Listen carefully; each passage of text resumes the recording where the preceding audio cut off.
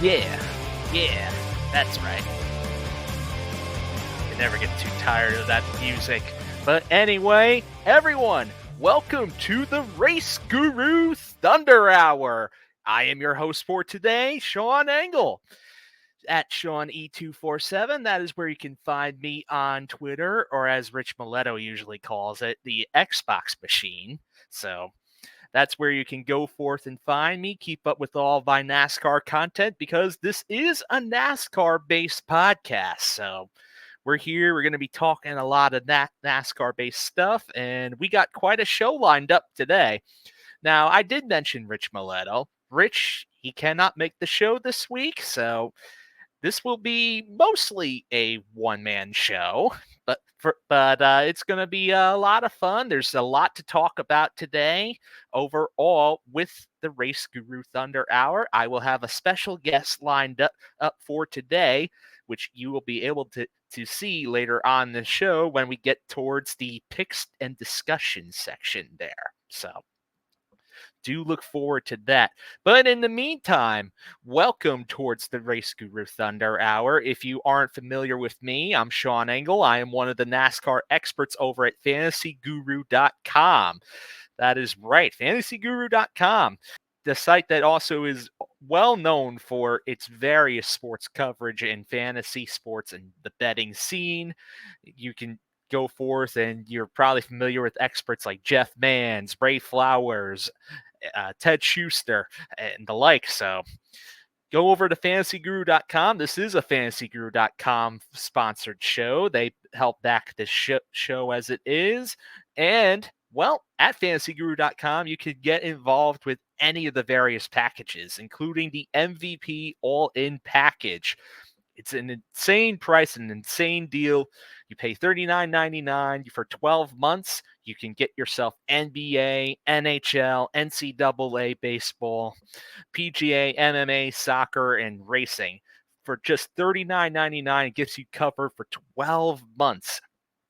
I know NBA season is going to be starting up in a few months. NFL is still going to be starting up very, very soon, of course. So NFL is always exciting there. And with the NFL, you can also go forth and get the NFL draft guide. Jeff Mans also has his Manifesto available, which is a nice comprehensive guide in order to get you all the football information that you need. So go forth and get that at fantasyguru.com. You can also get the MVP Platinum package, which includes all the sports for one nice comprehensive price. You can go over to fantasyguru.com for more on that right there. And you know what? If you email support at fantasyguru.com, they can go forth and find the best price, the best possible deal you can get in order to get that package to make sure you're covered for football season, for baseball season, and everything else that you would need in order to become a winner in fantasy sports and sports betting. All right, so RaceGuru Thunder Hour here with just Sean so far. Well, it's been a pretty interesting week overall, so let's react to it so far. We just had Richmond Raceway this past weekend in NASCAR, so there were two races there. First up, earlier in the weekend, there was the Truck Series race, in which that ended with Ty Majeski taking the lead on the final restart and nabbing the victory ahead of Christian Eckes, Taylor Gray, and Grant Enfinger, as the Truck Series playoff field is now set for 2024. This victory for Ty Majeski was the second consecutive victory for the driver of the number 98 Thor Sport Racing Ford, and it also was his second overall victory of the year. So Ty Majeski, he ended up having a strong performance. He had a really good performing truck overall, and he just really took advantage of that late race restart in order to get ahead. Christian Eckes, he put on another strong, consistent performance, finishing in the second position overall. He locked up the regular season championship, so he's getting a bunch of extra playoff points for the 2024 Truck Series playoffs there. Taylor Gray with that third place finish, another great run for him. He's been needing some more of these runs in order to help generate some momentum in that Tricon Garage number 17 Toyota. So overall, pretty good day for him. He was the best of the Tricon Garage trucks within that race. Grant Enfinger, though, he ended up finishing fourth. He still had a very strong performance. He ended up leading the most laps. He won himself one of the two stages earlier in that race. He keeps knocking on the door in order to score a very, very strong finish overall. So another great week for Enfinger. Watch for that team over the next couple of truck races. They might just end up getting themselves a victory. So with another short track race in the Truck Series, it ended up with another top 5 result for Lane Riggs driving for Front Row Motorsports. All of Riggs' top 10 finishes so far this year, with the exception of Gateway, have come on short tracks that are 1 mile or less so far this season. Rich Mileto has been mentioning it in all of his articles over at fantasyguru.com, all of his DFS previews, that whenever a short track comes around, you have to watch for this kid, and he just proved it right there by getting that 5th place finish. So regarding the Truck Series playoffs, for the first time in Truck Series history since the playoffs were introduced, we had ourselves a driver that ended up racing their way into the playoffs within the final race, and that ended up being Daniel Dye, who finished 8th in this race. He ended up getting the final spot in the Truck Series playoffs over Tanner Gray, who ended up finishing in the 12th position. Disappointing run for Tanner Gray overall from a real-life perspective, but DFS-wise, he ended up paying out right there for that driver of the number 15 Tricon Garage Toyota. So while Dye has something to smile about, well, Tanner Gray, he gave fantasy players something to smile about right there, because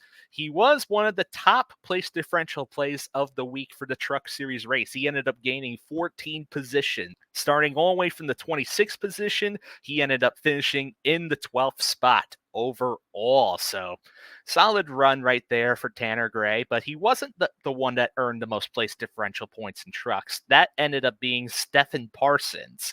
He started in the 29th position. He ended up finishing 11th, a place differential gain of 18 positions. So solid run for Stephen Parsons in that number 75 truck.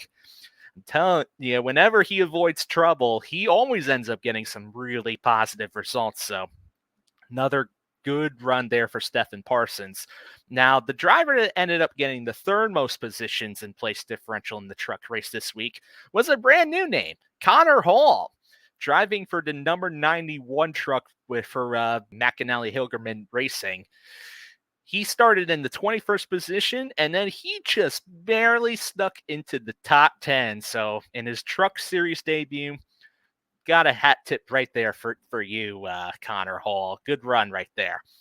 Now, getting into the worst place differential plays of the week for the Truck Series, Nick Sanchez, he was the one that disappointed fantasy players the most.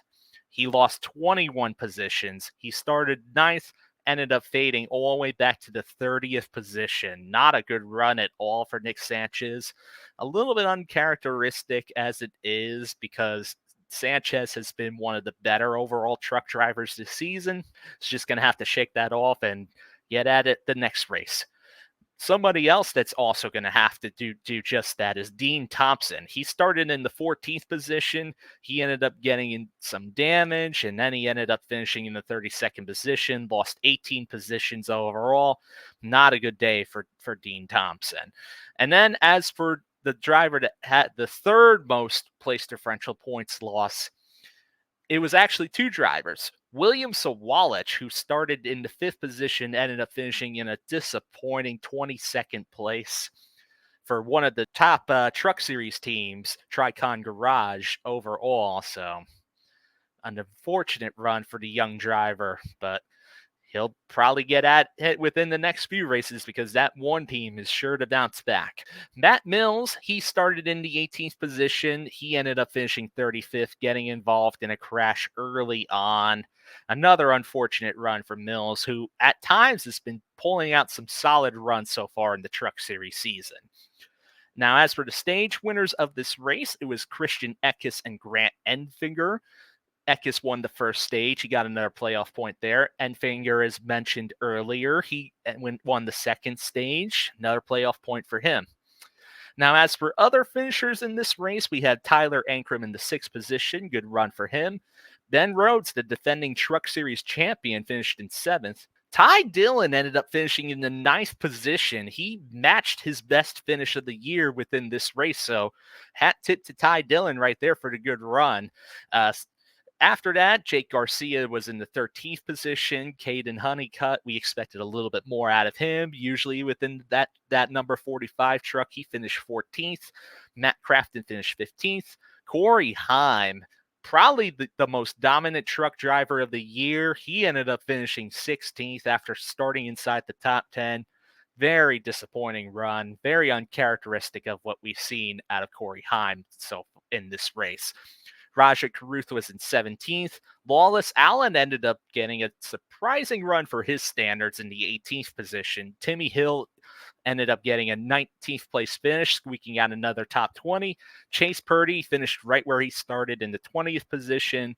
And then we have a few disappointing runs from Bailey Curry in the 23rd spot, Stuart Friesen in the 25th position, and then Connor Zilich, who ended up just getting involved in trouble late in this race.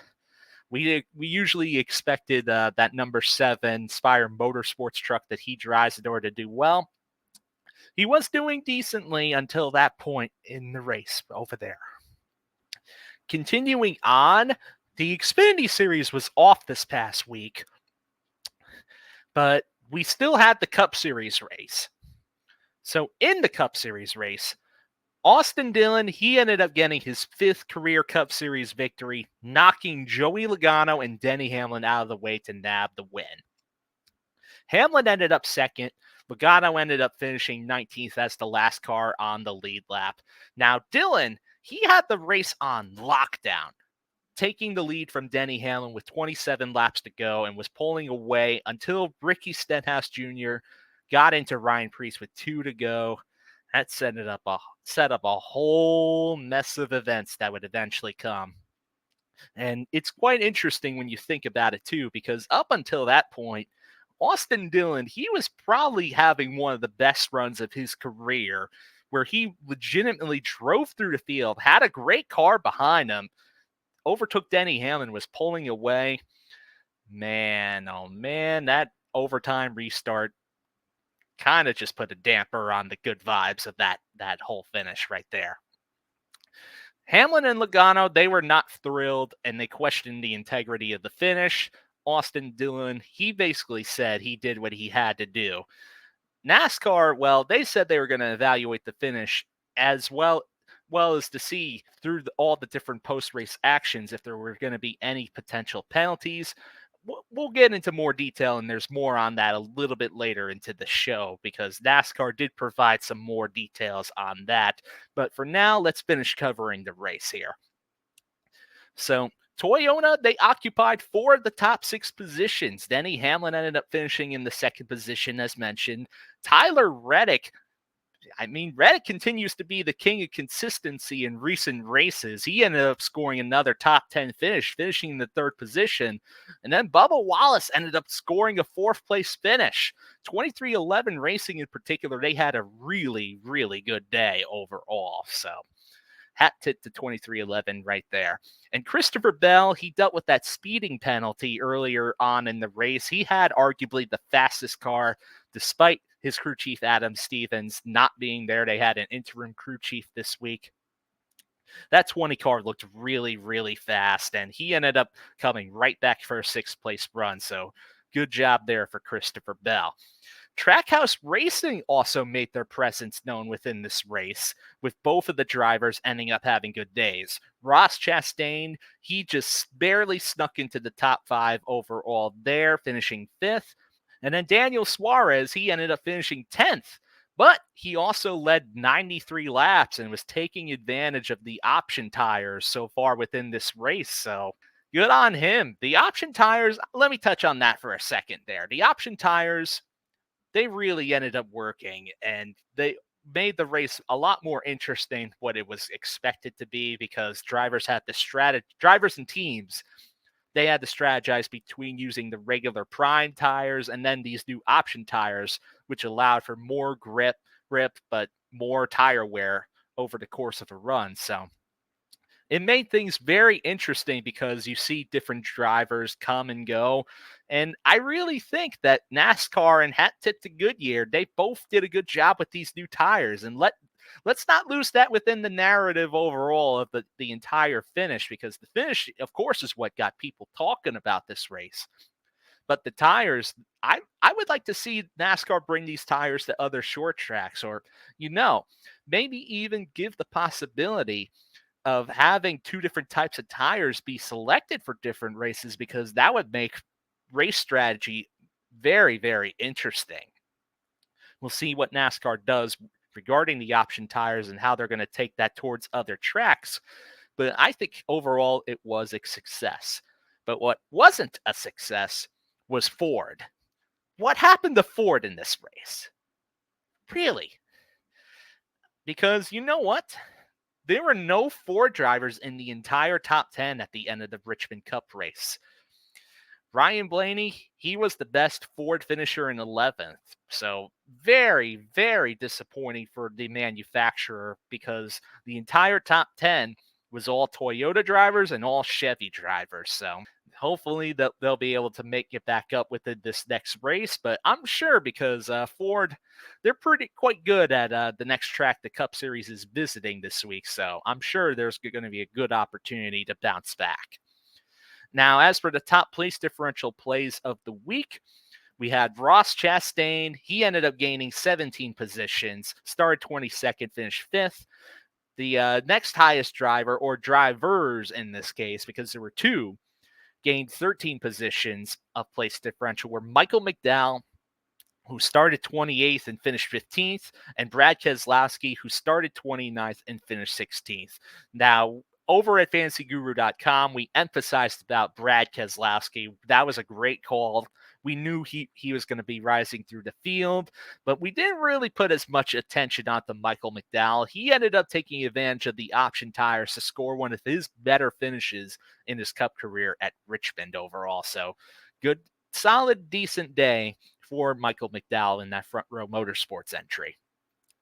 Now, next up, as far as top place differential plays are concerned, we had two drivers gain 11 positions. Carson Hocevar, the rookie for Spire Motorsports, he started in the 19th position. He ended up being able to go out there and nab a top 10 finish in the 8th position. So good on Carson right there. He's really continuing to overachieve overall this season and making himself a steady presence in that Rookie of the Year battle. Daniel Suarez, as mentioned earlier, he also ended up gaining 11 positions of place differential. He started in the 21st position. He ended up finishing 10th. Good, solid day for the driver of the number 99. Well, as for the worst place differential plays of the week in the Cup Series race, well, Martin Truex Jr., he was the driver that mainly killed the lineups, because he lost 35 positions, started second, finished 37th, all due to an engine failure, unfortunately. Toyota and Joe Gibbs Racing in particular, they've been dealing with a few engine failures throughout recent races. It's getting very concerning within that JGR camp, because these engines just keep expiring mid-race, and considering that the playoffs are coming up, they really do not want to keep this going. Now, as for drivers that lost 11 positions in place differential, there were 3 of them. Josh Berry, who started 3rd and finished 14th. Chris Buescher, who started 7th, had pit road problems, finished 18th. And then Alex Bowman, who just had a disappointing day, started 17th, finished 28th. As for drivers that ended up losing 10 positions of place differential, that was Joey Logano, which really you can attribute that towards the last lap chaos there. He started 9th, finished 19th, as mentioned. And then Corey LaJoie, who started 24th and finished 34th. He really did not help fantasy players this week. As for the stage winners in the Cup race, we have Christopher Bell and winning the first stage, and Daniel Suarez taking advantage of those option tires, winning the second. The lap leaders of this race, Denny Hamlin led the most laps. Christopher Bell was just behind him by 2 laps. Daniel Suarez led 93. Austin Dillon led 35 laps. Kyle Larson led 17. Tyler Reddick led 8. Chase Elliott 5. Joey Logano 2. And Carson Hocevar also led 2. Now, speaking of Kyle Larson, he ended up finishing a quiet 7th during this race. He scored a little bit of place differential.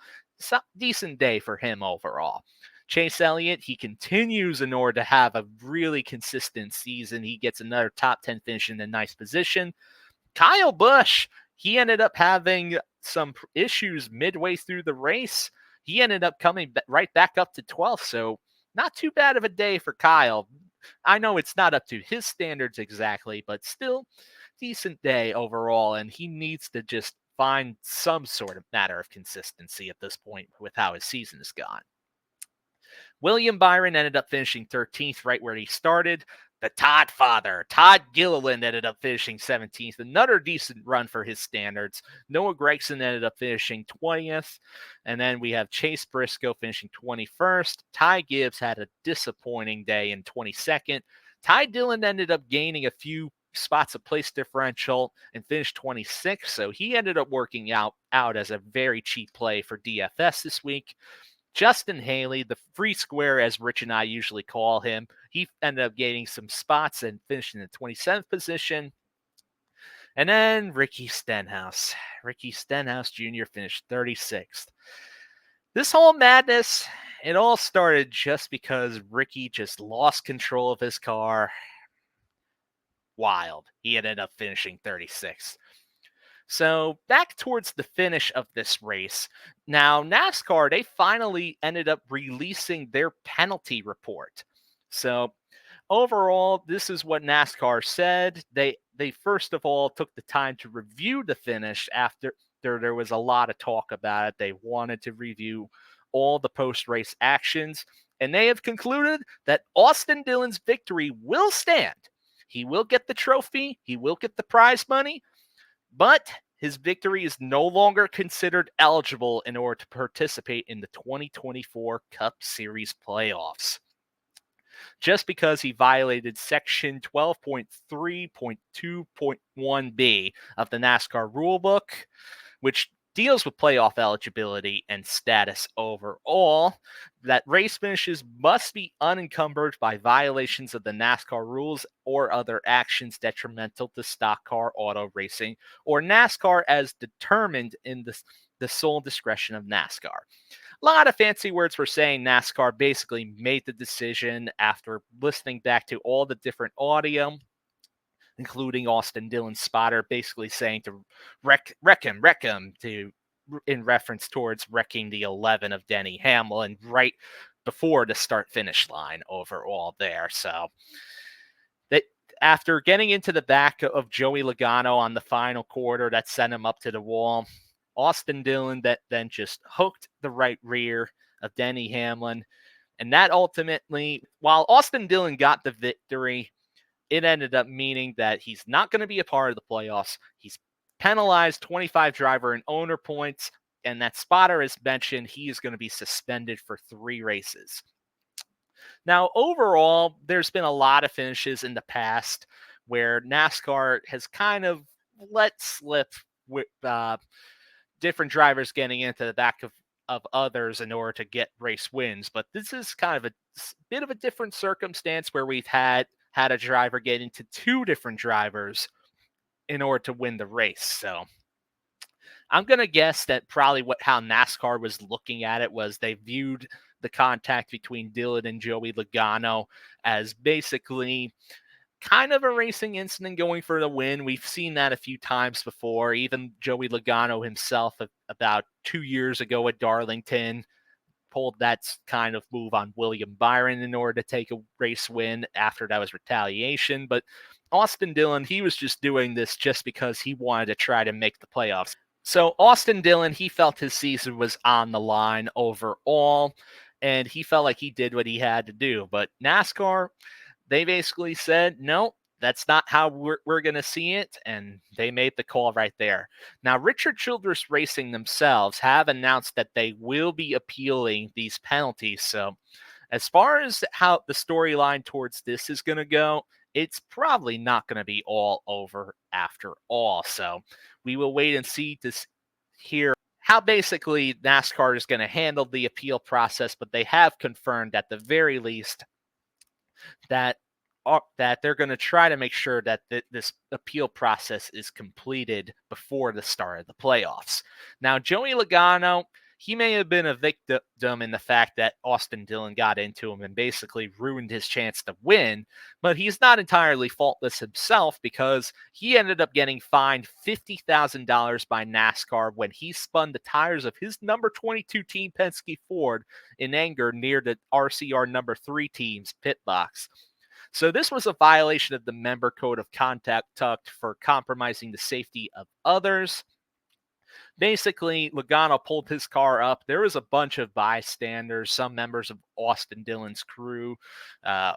Austin Dillon's wife and his baby were also there too, and his kids. So basically, they all had to quickly dart out of the way and move out of the way because Logano was pulling his car up just to show his frustration. But in that sense, Logano was putting people in danger. And although NASCAR officials were trying to calm him down, and you get that he was upset out there, he still was compromising people's lives right there in order to go forth and just say, hey, I'm angry. I want to show my frustration.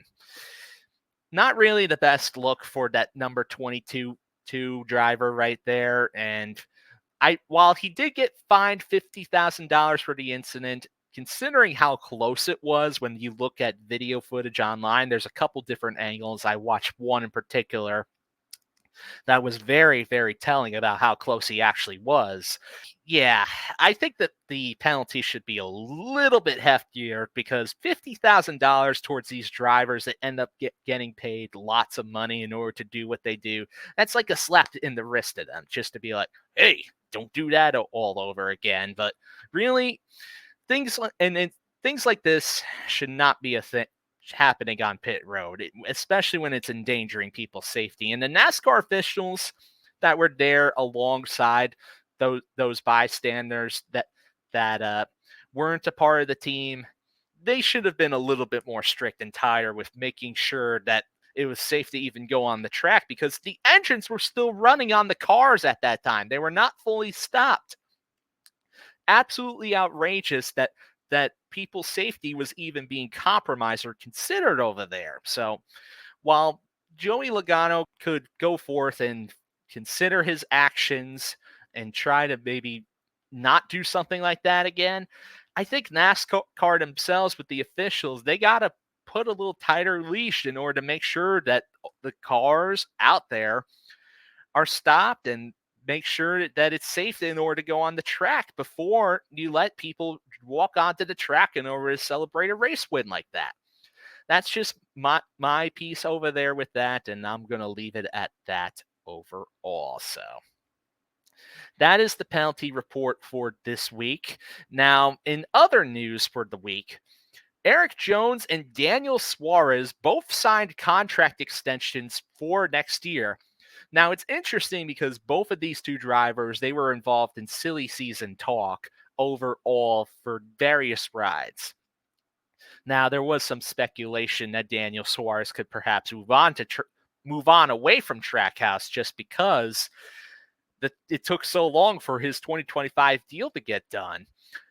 But Erik Jones, there were some rumors, there were some murmurings out there, you can call it, that he was a candidate in order to potentially drive the Spire Motorsports number 7 being vacated by Corey LaJoie at the end of the season.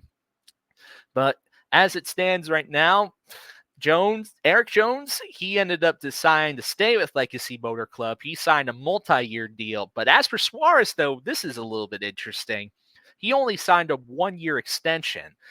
And based on how Suarez was talking about the deal, it's a deal where Suarez is basically going to test the team to see if he's basically wants to keep driving for them and if Trackhouse wants to keep Daniel Suarez into the car.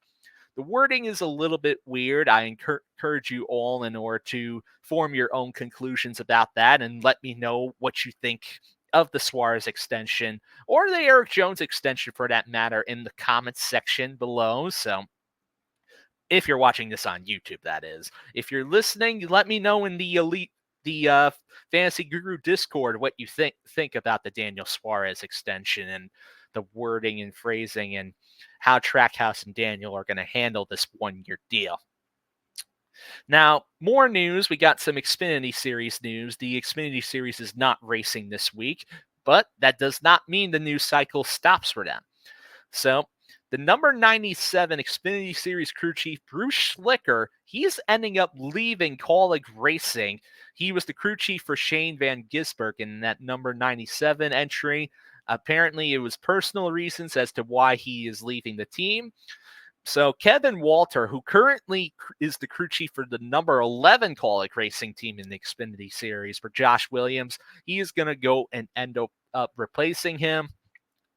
I think this is a total detriment for Shane Van Gisbergen, who's in his first Xfinity Series season. He has 3 wins so far this season, all on road courses, and then basically the crew chief that he was already building a notebook, building a rapport, building chemistry with is gone. So he has to build that all up over again. And for somebody driving in their first season, especially one that's still getting used to stock cars like Shane Van Gisbergen, it's rough in order to transition and get used to a new voice in your ear overall. So it'll be interesting to see how Shane is going to handle this, especially since this is just before the Xfinity Series playoffs will begin. And Shane, well, we know Shane, he's already being considered for Cup Series rides, the former Supercars driver as it is. So it's going to be a big challenge, and a challenge for Josh Williams as well, because he's also getting a new crew chief as well. So hopefully Josh can maybe put together some finishes in order to show that he still is going to be belonging with Kaulig Racing for the years to come. Now, speaking of signings, well, we have Connor Zilisch, one of the top NASCAR young prospects who was signed a contract with Trackhouse Racing. He's now going to have a ride in the Xfinity Series, signing with Junior Motorsports for 2025. He is going to drive the number 88 car right there for Dale Jr. So the young driver who has been touted as one of NASCAR's brightest prospects, one of the brightest future stars, is finally going to get a big opportunity in the Xfinity Series. He's skipping the Truck Series, even though he's made a few part-time starts for Spire, and he's going to go straight towards one of the top teams. So this will be very interesting to see, especially since Connor Zilisch, there's been a lot of talk about this young kid overall and how he's displayed a lot of skill in road course racing. He's trying to figure out the ovals as it is. I still remember in his Truck Series debut earlier in the year at Circuit of the Americas, he basically had the truck to beat. And although he was set back multiple times, he ended up still driving all the way for a top 5 finish impressively. So good to see another young driver there with some talent in order to get their chance with a big team like Junior Motorsports.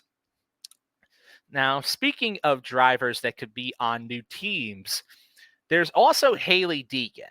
She's getting interest from the Haas factory team overall for next year. Hailie Deegan, she was driving in AM Racing for most of the year so far until basically they both agreed to part ways midway through the season.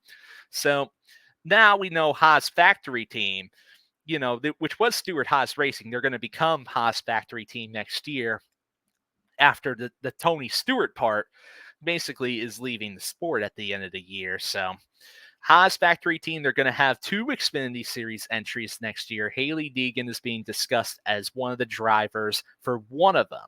So Joe Custer, the president of what will be Haas factory team, he said that the team believes more in Hailie Deegan and they want to be a part of her future. So although it isn't official yet, it seems pretty likely that she is going to be one of the team's drivers. And in a sense, I think this is a better environment for her, but it's also going to be a real kind of prove it sort of deal. Now that she's going to be with a top Xfinity team for next season, she's going to have to really go forth and start putting on some results, because she's been with other teams at this point in Truck Series, and now she got her first shake at Xfinity, which hasn't panned out so far. So you only get so many chances in this NASCAR business before these teams decide to say, you're done, we don't want you anymore. So it's high time for Haley if it ends up being true. So there you go.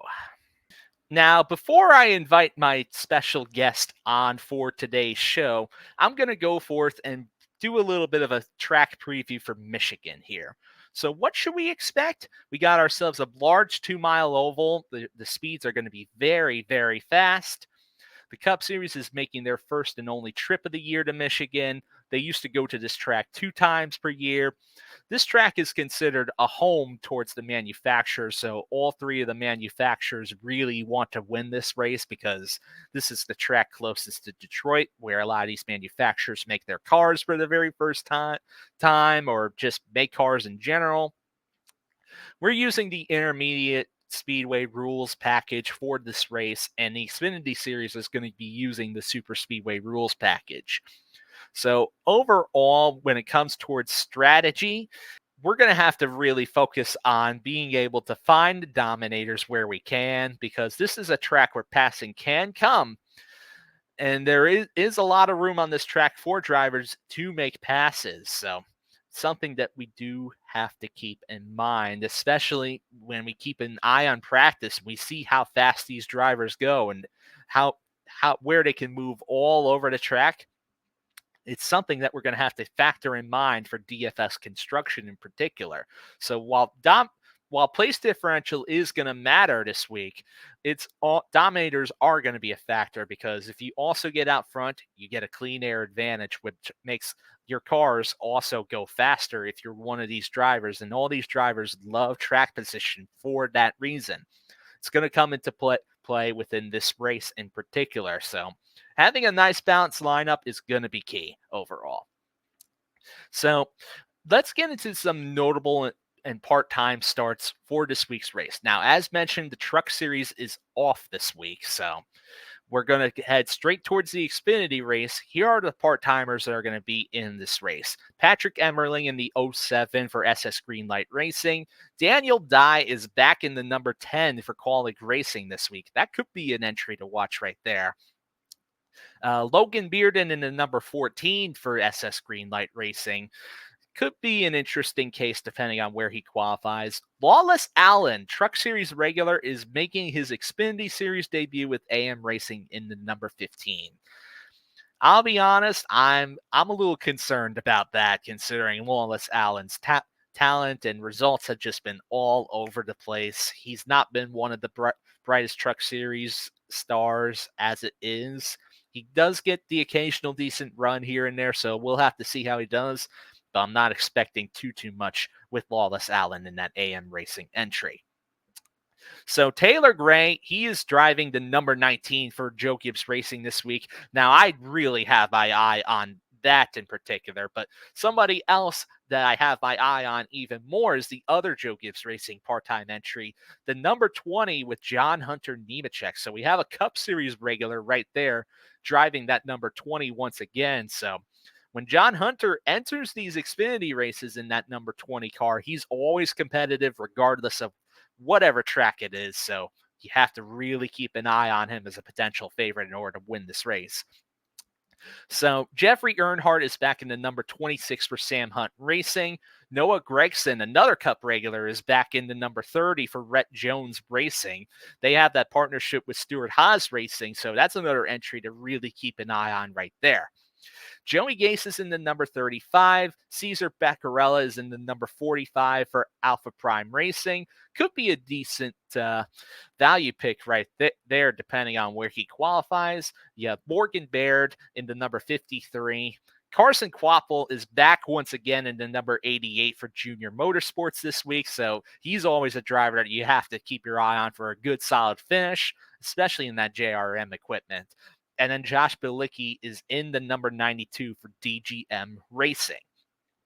In the Cup Series, we have Cody Ware and AJ Allmendinger as the only two drivers that are in rotating rides this week for the Cup Series. Not expecting too much out of Cody Ware. Maybe he'll gain a few positions as it is, depending on if other drivers crash, maybe, perhaps. So in that sense, he could be one to consider. As for Allmendinger, well, considering the results that Allmendinger has been putting up this season in all his part-time starts, as long as he doesn't get involved in trouble, he's always worth consideration as a value play. Definitely someone I like right there. Now, before I invite my guest on to join the show, I'm going to remind you all one more time to go and check out fantasyguru.com for all your DFS and sports betting needs. They have various packages right there, including the MVP all-in package.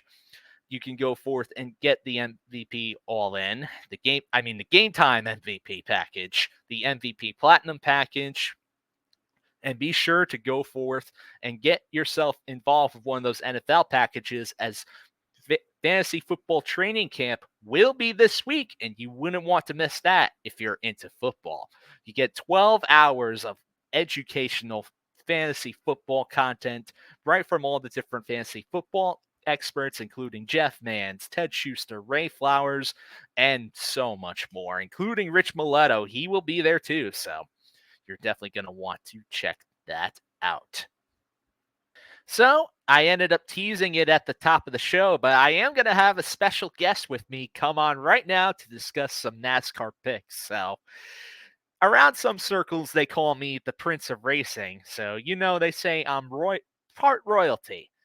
Well, let me tell you where the royalty comes from, as I'm going to be bringing in my father, the one and only king, Scott Engel, with me. Welcome to the Thunder Hour. I am your father. that is a true. That's the best way to put it, right? Yeah, it's like kind of like this, right? I am your father. Nice, love it. How is my favorite host of all time? Well, your favorite host of all time is feeling pretty good. It's being out here running the Thunder Hour, talking some NASCAR, talking some Michigan this week. Yeah, I'm getting ready to do a fantasy football mock draft. You know it's that time of year, but I had to stop in when you asked me to be on. I said, "Well, that's the ultimate guest spot." So we're going to Michigan, and history will show us that we have to salute David Pearson at this track, and he leads the NASCAR Cup Series in all-time wins in Michigan International Speedway with 9 victories, including sweeps in 1972 and 1976, well before you and I were watching NASCAR.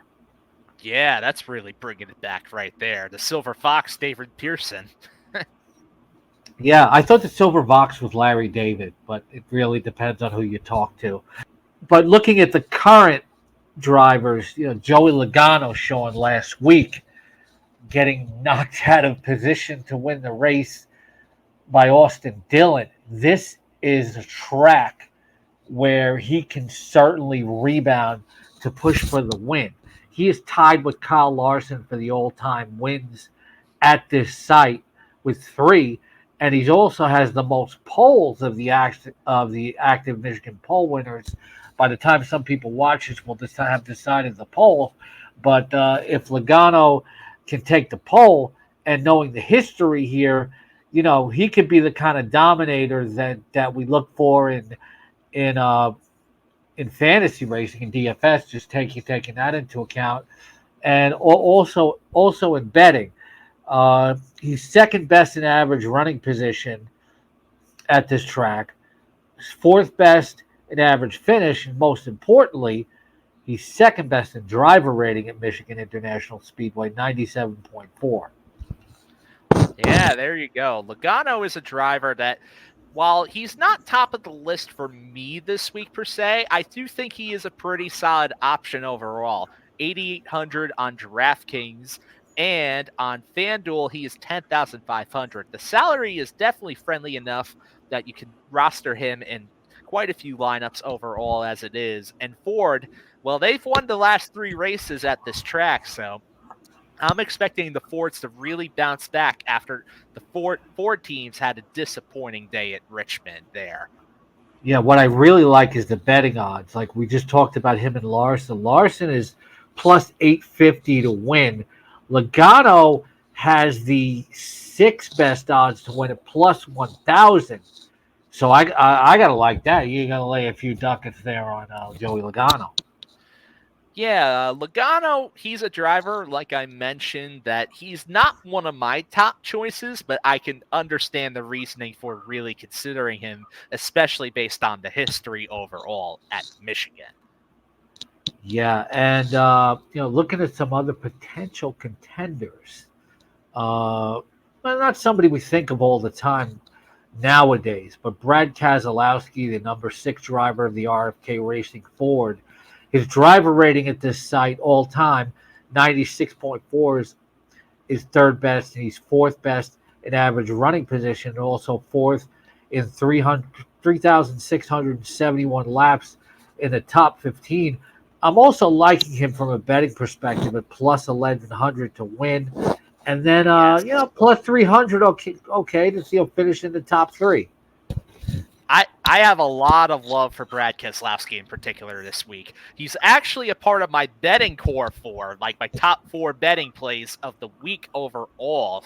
So RFK, they won this exact race 1 year ago with Chris Buescher. I expect RFK in order to be strong at this track once again. But between the two RFK drivers, Chris Buescher and Brad Keselowski, Brad's been the better performing overall driver this season. And considering the price point where he is at, 9,000 on DraftKings and 11,500, I'm just loving the price. He is one of my top 3 top price drivers to watch this week overall. So you can put me in the camp of really supporting Brad, especially because this race is a home track for him. He's never won at Michigan before, so you know he's going to be hungry for personal reasons in order to get the victory here. What about a bargain play here? The number 54 of Joe Gibbs Racing, Ty Gibbs. He's got a top 10 here. Average running position of 13.3 is ninth best. 267 laps in the top 15, the seventh most. But the average finish of 10.5, limited sample size here, is also second best among active drivers. Plus 2,000 on DraftKings to win. Yeah, Ty Gibbs. I think all the Joe Gibbs Racing drivers are going to be pretty competitive this week. But Ty Gibbs stands out to me in particular because he is the cheapest on DraftKings of all of them. He is at 8,400 on DraftKings. I'm loving the price over there. And on FanDuel, he is an absolute steal right there at 8,500. That's well below the average price that FanDuel calls for their drivers. So overall, Ty Gibbs, he has 2 finishes of 11th or better in 2 starts. He's been solid at this track before in the Xfinity Series, and he's one of my top 3 mid-tier options to keep an eye on overall. 2 fades here. 2 top drivers this year, Sean. And I'm checking out. I'm from RotoBaller.com. Hello. Checking out some stuff there. Tyler Reddick. 5 starts at this track, has never finished in the top 5. Chase Elliott, 13 starts at the top at this site, and only 3 top 5s. Well, I think for those 2 drivers in particular, I'm kind of going to disagree with you a little bit there, especially for Elliott in particular, because while he may only have 3 top 5 finishes, he does have 10 top 10 finishes and 13 starts at this track, and he's been one of the kings of consistency overall this year, as he still has the best average finish of all drivers of 10.4 overall this year. So, and Tyler Reddick, he is right behind him with average finish of 10.9 this year, and he leads all drivers with 16 top 10 finishes so far this season. He is on a top 10 streak. He is the king of consistency right now, right? Well, both of these drivers, you could call him the king of the consistency this season. So a lot of love for both of these drivers there too. They're not within my top price drivers to watch overall, or they're not within my list of 3 drivers per tier. But I do think there's a lot to like about these 2 drivers in particular too. Well, here's like the intangible thing. Like I always like to talk about intangibles in any betting and fantasy analysis. Maybe Chase has really consulted with Bill Elliott, who leads the NASCAR Cup Series in All Stars at Michigan Speedway with 61. So Wow. yeah, he's so he can consult with Bill, about how to. He probably has, about how to better attack this track. That is true, but Elliott, though, he's been highly consistent at this track before. Although he's never won, he's certainly gotten close a couple of times. And when you look towards his recent results overall at Michigan, other than the accident that he had last year, he's only finished 11th or better just about every single time, including 3 straight runner-up finishes within his first 3 starts. So he is one that I have my eye on, especially if the practice speeds later on in the weekend look great. Yeah, Bill Elliott actually swept twice at Michigan in 1984 and 1988. So, that Hendrick Motorsports, 11 all-time wins. When we look at teams, Team Penske, 9, Wood Brothers Racing, 9, Joe Gibbs Racing, 8, and then it falls down to RFK Racing at 3.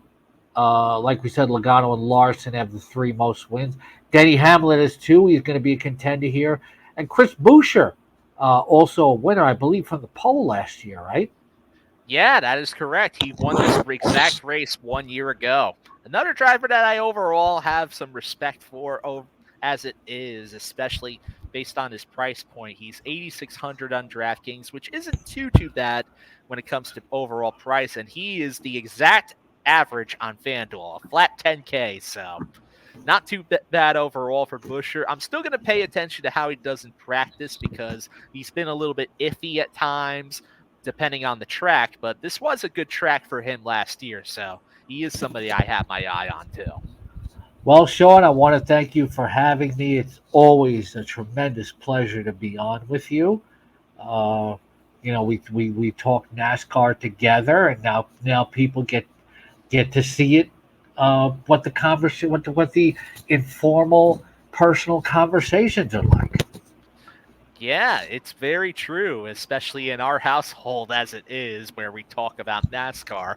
I know you definitely certainly had some opinions about the race this past weekend overall. What did you think of the finish? Well, I'm an Austin Dillon fan, but it certainly was a controversial finish. I want him to win, but because Austin and I talk fantasy football all throughout the season. He's a big fantasy football player, as a lot of NASCAR drivers are. But I can understand why Joey Logano and Denny Hamlin are upset. I'm going to scoot off because I got a fantasy football mock draft. But even though I am your father, I don't quite look like this. That's brilliant right there. Yeah, I do sport a bald look, but I don't have the scars on my head. Yeah. Now, go, my son, leave me.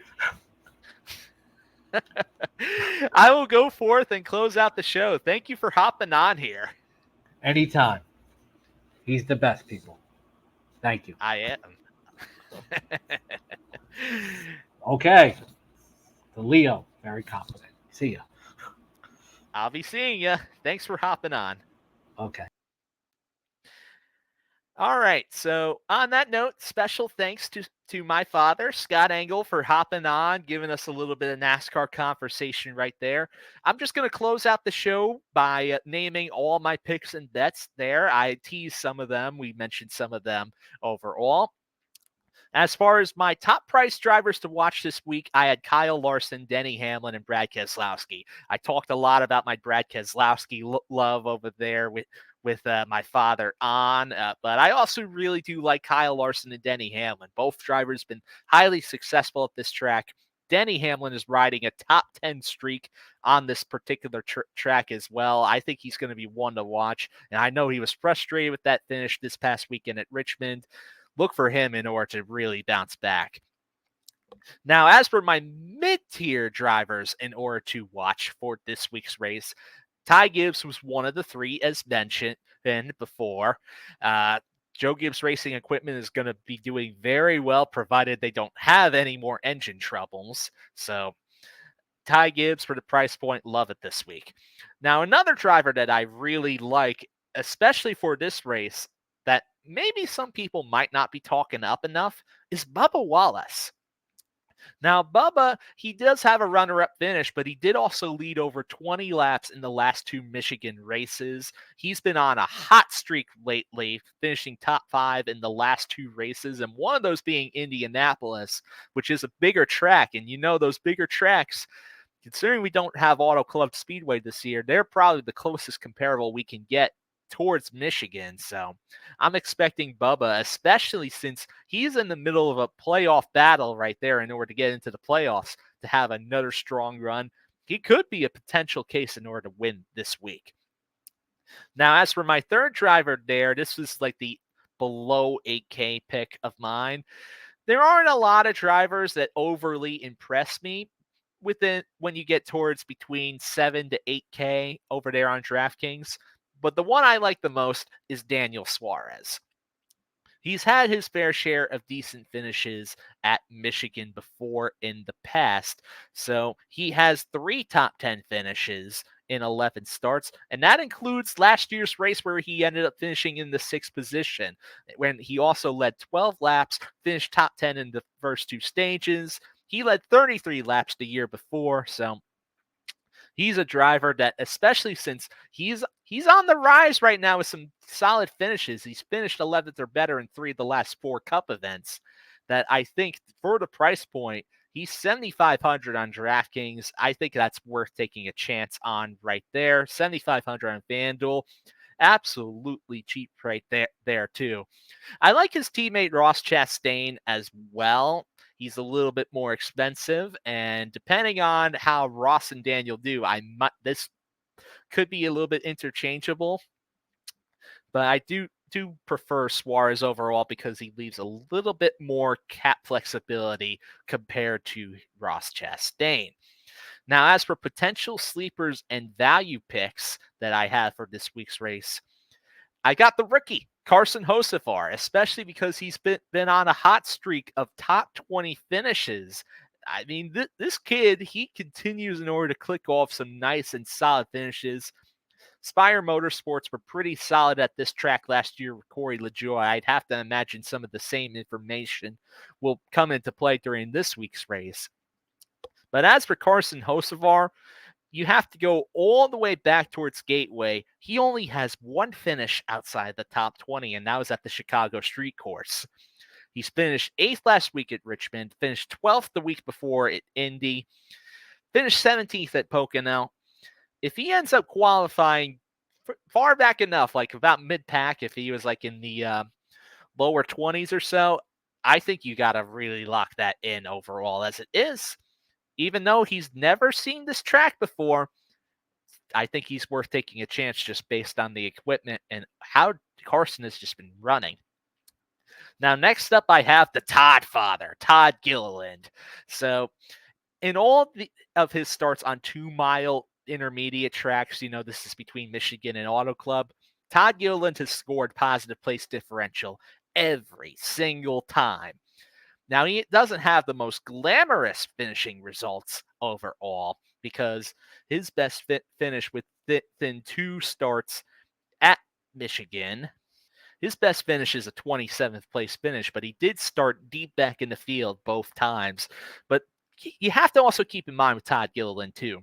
This was when Front Row Motorsports did not have the technical alliance that they have now with Team Penske, and those cars have been performing better since. So he is 6,000 on DraftKings. I think that is a gross mispricing right there. And really, for FanDuel, he is also really, really cheap at a flat 5K as well. He's easy to slot in, leaves some nice cap flexibility. love it for Todd Gilliland this week. And then as for my last bargain in value play, I'm going to say AJ Allmendinger's the driver to watch that's below 6K on DraftKings. He's 5,600 on DraftKings, 4,200 on FanDuel. Really, it was between Allmendinger and Justin Haley for that final spot, but I'm going to give it to the Dinger just because the Kaulig racing equipment, and especially with how he's been running overall this year, is a little bit better on average than Haley is. But I think you cannot go wrong with either pick. I lean towards Allmendinger. He leaves a little bit more cap flexibility on DraftKings in particular compared to Haley at 5,800. And on FanDuel, although Haley is slightly cheaper, they're both towards the very bottom of the price ladder that you can comfortably fit either one in and still feel pretty good about your decision overall.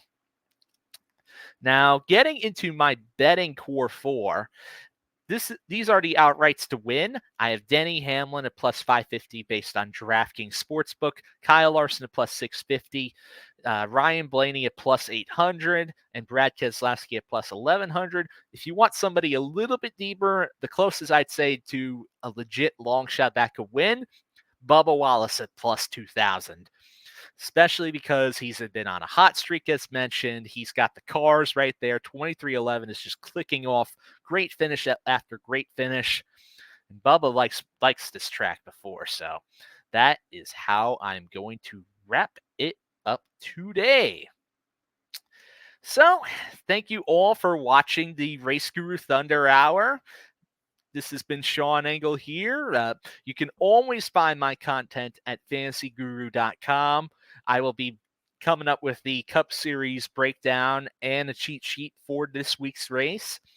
Mark Hogan is going to be handling the Xfinity Series write-up, and Rich Mileto is going to be coming up with the cheat sheet there. So they're going to tag team the Xfinity race this weekend, see how it goes with them. Be sure to get any and all content over at fantasyguru.com. Get the MVP all-in package for just $39.99. All sports, but MLB and NFL, $39.99 covers you for 12 months. Fantastic deal right there. Get the draft guide, get the MVP Platinum package, and get ready for fantasy football training camp over at fantasyguru.com later this week. So remember, 12 hours of fantasy football live stream content educating you on anything and everything you need to know in order to be great at playing fantasy football from the experts themselves. Do check that out.